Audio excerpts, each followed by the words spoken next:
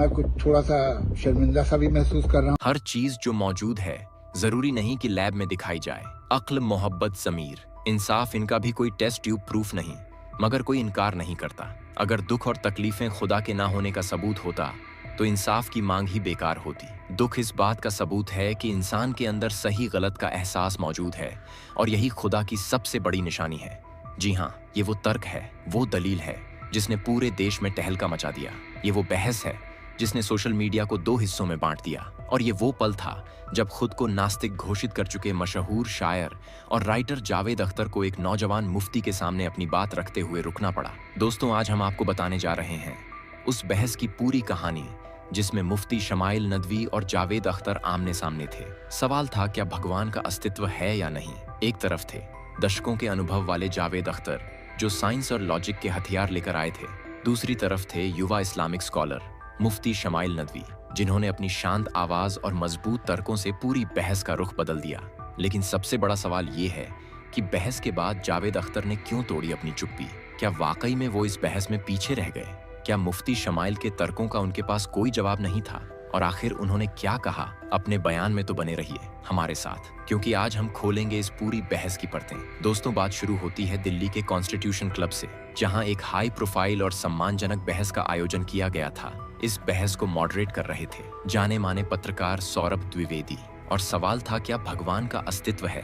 Hall में मौजूद दर्शकों के अलावा लाखों लोग इस बहस को ऑनलाइन देख रहे थे, क्योंकि ये कोई साधारण चर्चा नहीं थी। ये थी 2 अलग अलग विचारधाराओं के बीच एक बौद्धिक लड़ाई। एक तरफ थे जावेद अख्तर, जिन्होंने अपनी पूरी जिंदगी में नास्तिकता को लॉजिकल तरीके से प्रेजेंट किया है, जिन्होंने कई बहसों में हिस्सा लिया है और अपने तर्कों से लोगों को प्रभावित किया है। जावेद साहब ने हमेशा से ये कहा है कि धर्म प्राचीन अज्ञानता का प्रोडक्ट है और विज्ञान ही सच्चाई तक पहुंचने का एकमात्र रास्ता है। उनका मानना है कि जो चीजें साइंस से प्रूव नहीं हो सकती, उन पर विश्वास करना अंधविश्वास है। दूसरी तरफ थे मुफ्ती शमाइल नदवी, एक युवा इस्लामिक स्कॉलर जो अपनी शांत लेकिन मजबूत दलीलों के लिए जाने जाते हैं। मुफ्ती साहब ने इस बहस में कहा कि साइंस खुदा को डिस्प्रूव नहीं कर सकती, क्योंकि खुदा का अस्तित्व साइंटिफिक एक्सपेरिमेंट का विषय ही नहीं है, बल्कि ये फितरत का सवाल है, अक्ल का सवाल है, ज़मीर का सवाल है। अब बहस शुरू होती है और मुफ्ती शमाइल अपनी पहली दलील रखते हैं। वो कहते हैं कि हर चीज जो मौजूद है जरूरी नहीं कि उसे लैब में दिखाया जा सके। अक्ल को आप कैसे मापेंगे? मोहब्बत को आप किस इंस्ट्रूमेंट से टेस्ट करेंगे? ज़मीर को आप कैसे लेबोरेटरी में लाएंगे? इंसाफ का कोई केमिकल फॉर्मूला है क्या?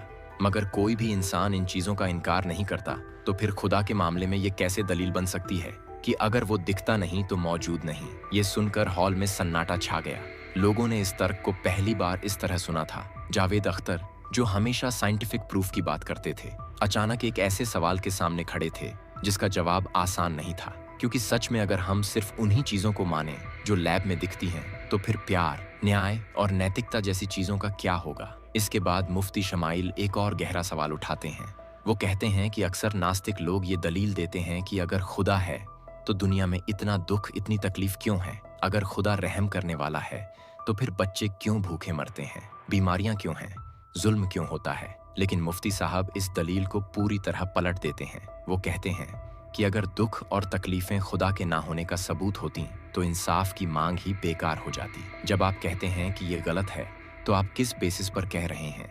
जब आप कहते हैं कि ये जुल्म है तो आपके अंदर सही और गलत का कौन सा पैमाना है? अगर सब कुछ सिर्फ बायोलॉजी है, सिर्फ केमिस्ट्री है, तो फिर जुल्म क्यों गलत है? फिर तो ये भी एक नेचुरल प्रोसेस ही हुआ ना।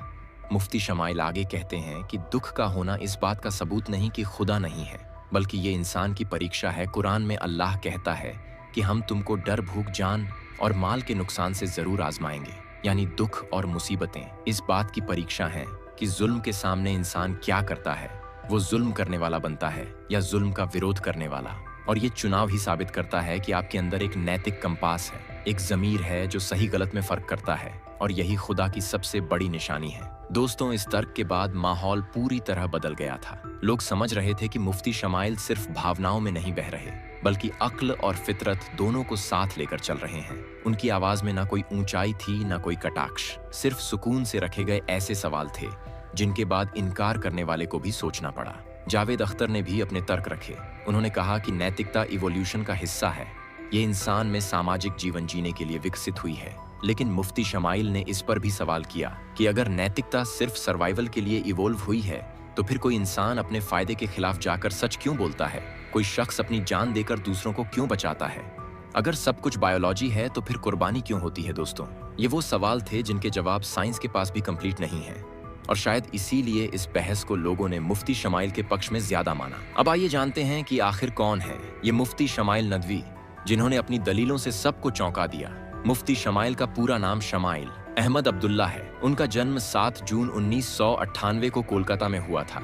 उनके पिता का नाम मौलाना अब्बू सईद है, जो कोलकाता के बड़े इस्लामिक स्कॉलर हैं। दोस्तों, एक धार्मिक परिवार में पैदा होने के कारण शमाइल का झुकाव बचपन से ही धर्म और उसकी फिलॉसफी की तरफ रहा है। खास तौर पर अपने पिता से उन्होंने शुरुआती इस्लामिक तालीम हासिल की। कोलकाता में कुरान की बुनियादी शिक्षा हासिल करने के बाद शमाइल ने 2014 में लखनऊ के दारुल उलूम नदवतुल उलेमा में दाखिला लिया।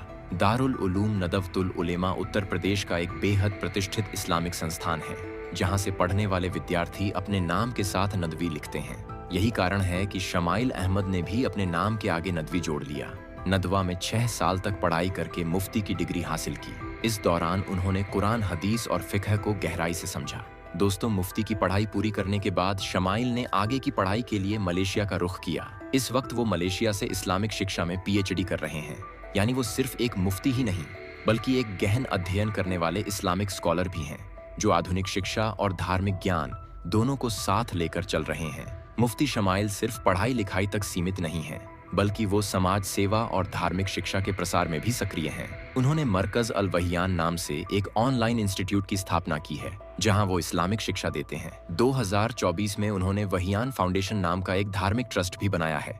इस ट्रस्ट के जरिए वो इस्लामिक शिक्षा 2024 में और समाज सेवा का काम करते हैं। मुफ्ती शमाइल की तकरीरें यानी भाषण भी काफी मशहूर हैं। यूट्यूब और अन्य सोशल मीडिया प्लेटफॉर्म्स के जरिए वो इस्लामी शिक्षाओं का प्रचार करते हैं, जहां वो अक्सर नास्तिकता, विज्ञान और इस्लाम जैसे मुद्दों पर बात करते हैं।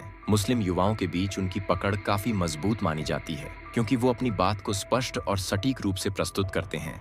दोस्तों, उनकी खासियत यही है कि वो किसी भी सवाल का जवाब देते हुए भावनाओं में नहीं बहते, बल्कि तर्क और अक्ल का सहारा लेते हैं। दोस्तों, अब बात करते हैं सोशल मीडिया रिएक्शन की। इस बहस के वीडियो क्लिप्स सोशल मीडिया पर वायरल हो गईं। लाखों लोगों ने इसे देखा और शेयर किया। ट्विटर, इंस्टाग्राम, फेसबुक, हर जगह इस बहस की चर्चा होने लगी। लोग 2 खेमों में बंट गए। एक खेमा जावेद अख्तर के साथ था तो दूसरा मुफ्ती शमाइल के साथ। लेकिन बहुत से यूजर्स और कमेंट्स देखने के बाद ये साफ हो गया कि ज्यादातर लोगों ने मुफ्ती शमाइल नदवी को इस बहस का विजेता माना। लोगों ने कहा कि मुफ्ती साहब ने साबित कर दिया कि ईमान अंधविश्वास नहीं है, बल्कि वो यकीन है जो अक्ल के हर इम्तिहान में खरा उतरता है। लोगों को यह बात पसंद आई कि जावेद अख्तर की तमाम दलीलों के बावजूद मुफ्ती शमाइल के जवाब में कोई भावनात्मक नारे नहीं थे, बल्कि अक्ल, फितरत और तर्क की तिहरी मार थी।